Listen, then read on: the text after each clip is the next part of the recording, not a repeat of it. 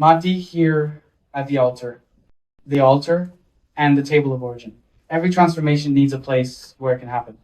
Not because the universe requires it, but because consciousness recognizes it. Nothing truly profound occurs in absolute disorder. Even chaos, in order to reveal itself, needs a frame. That is why, since ancient times, human beings have created altars. What an altar is. An altar is not an object. It is a spatial decision. It is the act of separating a fragment of everyday space in order to look at it differently. To elevate it not necessarily in physical height, but in intention. The altar marks an invisible boundary. Here one stops reacting and begins to observe. Ancient cultures built altars on mountaintops, in forest clearings, in temples aligned with the sky. They did not do this to get closer to the gods, but to clear the field of vision. A temple is not a building. It is a cleared space. When land was cleared to create a temple, the first thing that was done was to remove trees, undergrowth, stones, not to destroy nature, but to open a clearing.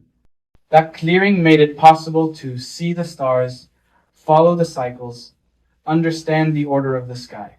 That same gesture is what we need to make today. The inner temple, the human brain, is a sacred place, but it is almost never cleared. We live with minds saturated by cross branches, inherited ideas, repeated beliefs, expectations, fears, other people's narratives.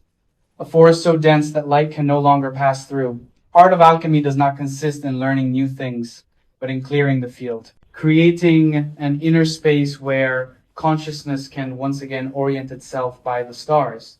That is why ancient traditions used fire. They burned old wood and allowed the ashes to nourish the open earth. Fire did not destroy. It transformed.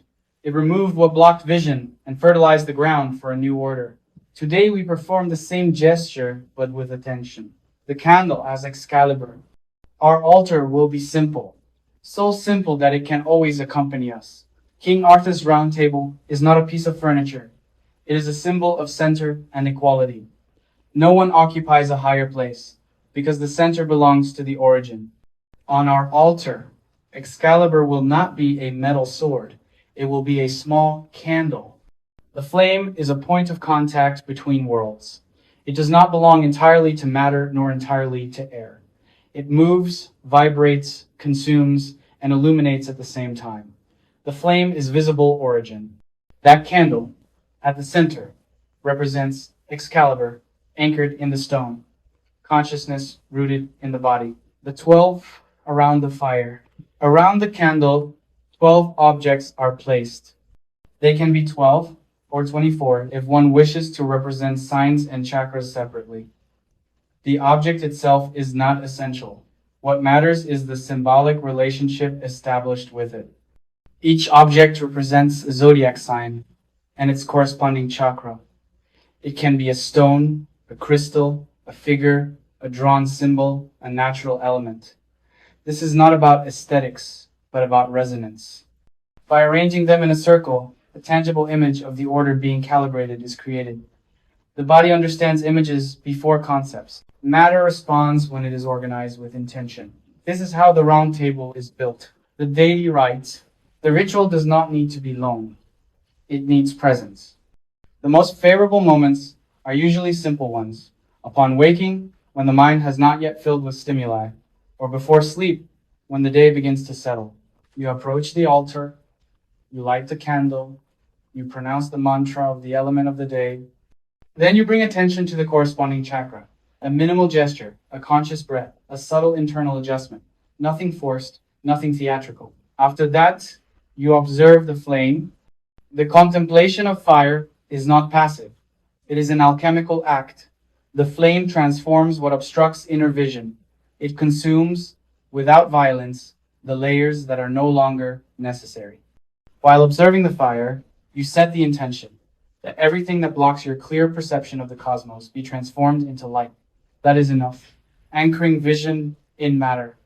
Hermetic laws teach that the external world reflects the internal world, but less often is the inverse stated. The internal world is also ordered through external structures. That is why the altar is important. Not to modify the external world, but to strengthen the internal world. When an idea is anchored in matter, it becomes stable. The ceremony is not a supplication to the universe. It is a reconfiguration of consciousness. A space is created where vision has somewhere to rest. The altar as companion. The challenge is not to make it perfect. The challenge is to sustain it. There may be an altar at home. There may be a small one to carry with you. It may be recreated mentally when no objects are available. What is essential is the gesture. To open a space, light the fire, order the circle. Thus, day after day, space becomes an ally of rhythm. And rhythm, little by little, transforms the brain into a temple. When the space is clear, the flame reveals. And when the flame reveals, alchemy occurs effortlessly. Welcome to the alchemical temple.